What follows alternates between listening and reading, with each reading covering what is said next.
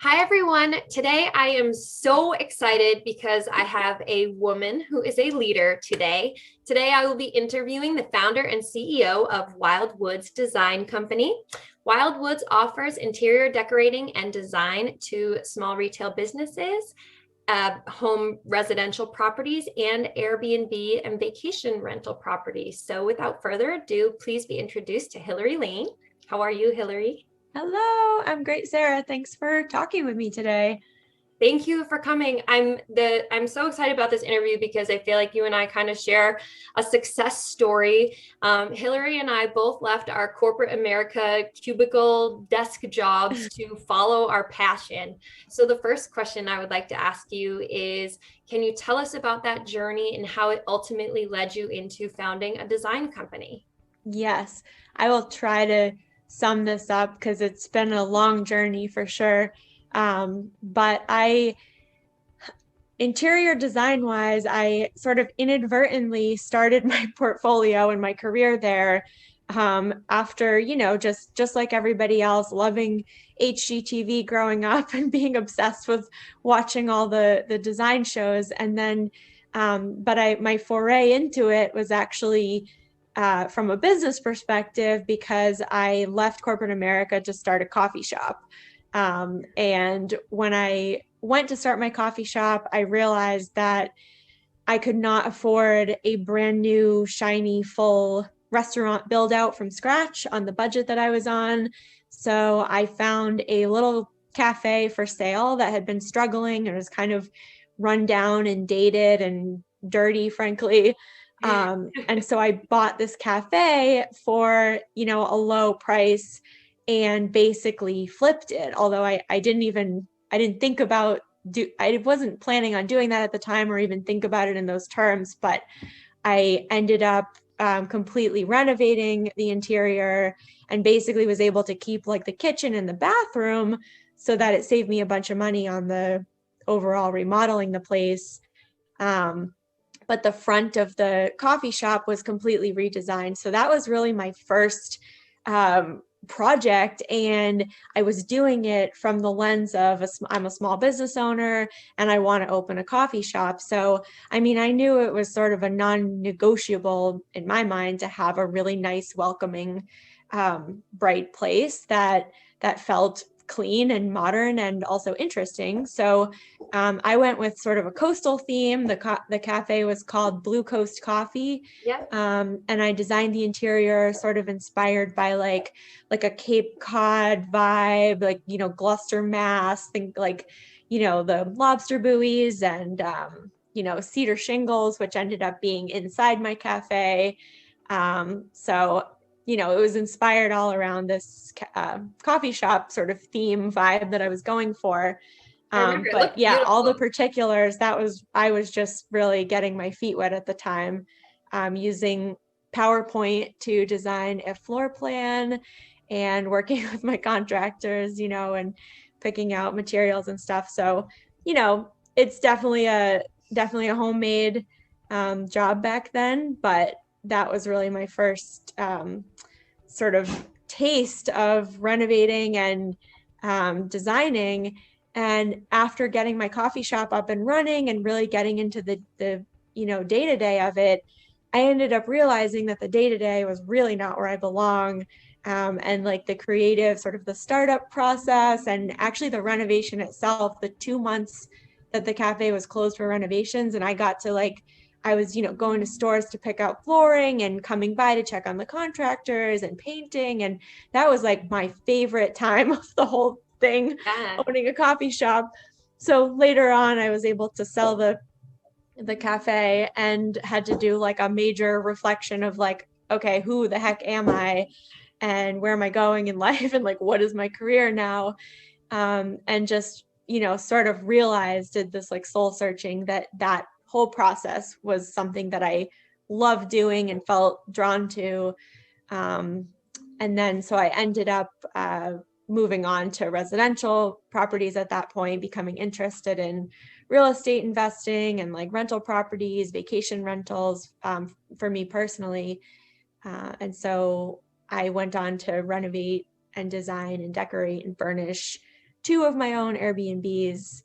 And sort of throughout that process, I'd say alongside it, I've started up my design company so that I can help other people do the same. I think it's amazing that your first experience renovating anything was your own business. So it's a sink or swim environment. You have to get it done, and you pulled that off in 2 months. So that's pretty astonishing to me because Thank you. The key to the 2 months, and part of the key to most of my strategy, is to keep it to cosmetic renovations. I usually try to keep the major structural stuff to a minimal, or at least, when you're trying to get something done quickly, make sure that you're not going to get stuck in a year-long, your place being torn apart type situation. So if you can find stuff that really just needs cosmetic renovations, it can go a lot faster. Awesome. Good tip. All right. So you did mention that you now have 2 Airbnb properties. I've watched over the years how they have transformed and what you've done to them. Can you speak to everyone who hasn't seen the pictures yet, what your vision was, and really the design features that were important for you to bring into these homes? Sure. So the first one is, I'd say we'll move up to the more exciting. So the first one I think is slightly less exciting. It's a condo that I bought in Dover, New Hampshire. It definitely was a good, solid renovation effort. It was built in the late 80s, and everything was original to the 80s. So, every inch of it needed replacing, between paint, cabinets, flooring, every surface possible. And that was my first, residential project I was doing. I was on a pretty tight budget and was trying to, just do what I thought really mattered most. So we did, it had a new kitchen, white cabinets, some luxury vinyl plank flooring that's bulletproof, waterproof. That's the good That stuff stuff is for amazing. rentals. Kitchens and bathrooms should always Yeah, painted every inch of it, cleaned every inch of it. And I decorated it in sort of a farmhouse vibe, which was, of course, still is popular, but was at the height of popularity 4 years ago when I did this. So it's just got kind of a cute little farmhouse vibe to it. White, black, woods, grays, nice and calm. And then I got that rented out, and I moved myself into the next project, which was a house right near Lake Winnipesaukee, about 15 minutes away from the lake, though. It's just up a nice steep hill that you basically can be considered a mountainside, basically. And I, again, not going to go into all the details, but I was on a very tight budget at that point and was looking for something under 200,000, which in New Hampshire is so hard, and was, scared off by all these foreclosures and things that had major water damage. And I'm oh dear God. So I ended up a little farther than my original target, but found this great house that was built in 2004. And the same sort of older couple had lived in it the entire 15 years. So it was just, again, very dirty, very dated, and very beige. Every inch of it was a shade of beige or white, I would say. Very cluttered, they had stuff everywhere, and you kind of had to see through all that. But I loved the fact that it was had good bones, was a newer house. Yep.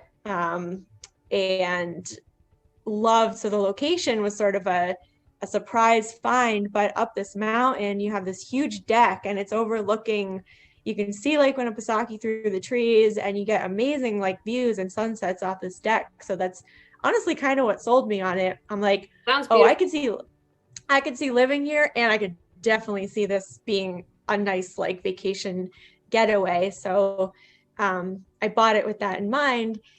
And then I sort of set about, with a similar strategy, trying to focus on cosmetic renovations. And I was trying to balance a mix of modern and a cabin vibe, and sort of blend that. So, it wasn't a true cabin. But I wanted to bring more of that feel into it. So I added a lot of like wood and rustic accent walls. And I did a really cool feature on my fireplace that was That's my using wood. favorite. Yeah. That So fireplace is amazing. anybody that goes and looks up my like Facebook page, my Instagram, I've pretty much used that photo as one of my feature photos everywhere. So you'll see it, but I've got the dark blue walls, this beautiful blue, and then wood circle rounds, the wood slices you can buy for crafts and to make coasters out of. I did the whole fireplace in those wood rounds, and it makes for a really cool feature wall. So I'll include a picture at the end of this video so everyone can see it, and a link to the Airbnb property if you actually want to stay there. Okay, thank you. Yeah. So I'm picking up that you are very good about being creative under a budget, as you've, had to in the past for your own personal projects. I've also heard that you've been able to design with a variety of different themes. So you've done coastal, you've done a farmhouse, you've done cabiny, vacationy, Yeah. and I'm sure many more. What would be the ideal, client? Who is the person that would benefit the most from what you do? Yeah, that's a great question. So I think there's like two ways to answer this. And like you alluded to, I think in one sense, an ideal client is somebody that has, I don't want to say is necessarily on a tight budget, but just has an investment mindset because, there are some people out there who are fortunate enough to not worry about money a day in their lives and, can just pull the trigger on That'd be an nice. $80,000 kitchen and like not blink twice about it, which that's lovely. But that's, from a design standpoint, that's really a whole different ball game. And, I don't consider myself, I'm not cheap, and I'm not at all about, I'm not, proponent of cutting corners or doing things cheaply, but my mindset with everything I do is sort of from that business budget, like, is this worth spending money on kind of lens. And I'll be the first person to tell people, like, I'll push you towards spending more on something when there's a real reason to, and I feel like it'll pay off in the long run. And then sometimes, you get caught up in some very pretty product out of a Pottery Barn catalog, and it's like that emotional side of you saying, I need this $150 pillow, and I'll probably say, no, you don't. So I like to think, it's not about being cheap, but it's about spending reasonably and kind of focusing on stuff that's going to matter more to the overall end product, like quality, durable furnishings. But my whole approach with decorating is that styles change and stuff gets worn out, whether it's a throw pillow on your couch or a rug. Like, let's be honest, they're not going to last forever. And even if they're in great condition 5 years from now, you're probably going to hate it and just want a new one anyway. So that's just my mindset. So I always try to guide like purchases kind of with that lens, like, let's keep it reasonable. Let's get stuff that we love, but let's not overinvest in something that, realistically might need to be changed out in the end anyway. I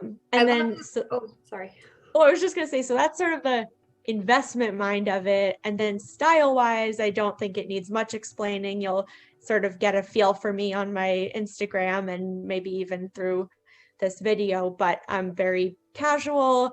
I love themes of any kind, like you said, whether it's, a lake house or a nautical ocean theme, or even, I've been dying sometime in my life to design a Harry Potter themed either house or maybe just room. But how cool would it be to do a whole Airbnb that's like a Harry Potter theme? I think it would be a hit because, I mean, both of us have Airbnb properties that we manage, and we know design is so important. Yes. Where my Airbnb property is on Sebago Lake, they come a dime a dozen. There's 10 different properties on my very own street, but how do we Yes. set ourselves apart? It's a design. And I think Harry Potter would be a slam dunk. I Exactly. would So stay there. really any theme, like anything that, and it doesn't have to be the most unique thing ever. It could just be, coastal New England is your theme, but still like having a cohesive vibe that when somebody is in your property, like they feel that in every room and they get like little fun tastes of it. And it's just totally different than, plain, and not that there's anything wrong with residential homes and the stuff you see in magazines, like we all drool over at the big white kitchens and all that, like those are great, but people aren't booking an Airbnb to feel like they're in their own house. They want to feel like they're getting an experience. Exactly. So it usually calls for like some bolder design choices, like you can't be afraid of color. We're going to do a lot of accent walls, cool features,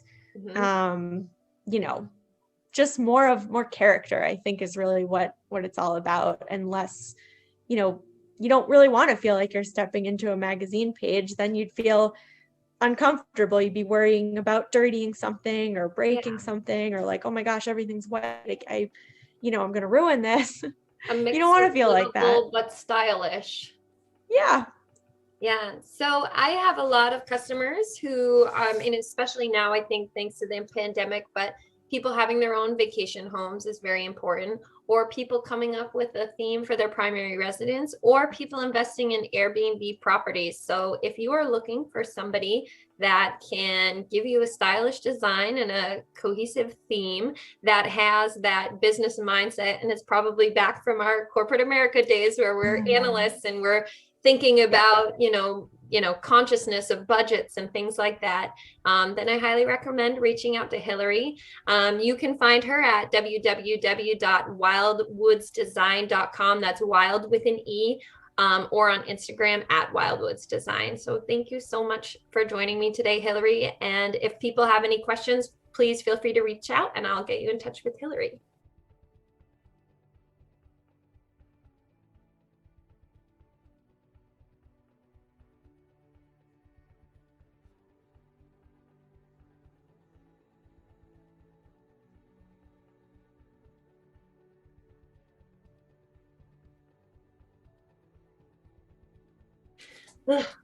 Have to wiggle.